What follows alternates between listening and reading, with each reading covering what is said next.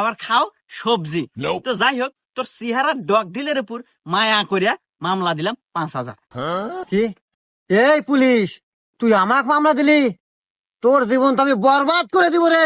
দাঁড়া, তোর বান্দরবন পাঠানোর ব্যবস্থা করতেছি। এই বাবরি, হ্যাঁ ওস্তাদ। আমার বড় ভাই সহ সভাপতি ফোন লাগা। ঠিক আছে ওস্তাদ। এই নেন। হ্যালো বড় ভাই, পুলিশের কত বড় কলিজা, আমার গাড়ির ঠেকায় আমাকে মামলা দেয়। আচ্ছা বড় ভাই, আমি লাউড স্পিকার দিতেছি, আপনি ওকে সাবধান করে দেন। হ্যাঁ ভাই, আমার কথা শুনতেছেন? জি ভাই, আমি আপনার কথা শুনতেছি, আপনি বলেন।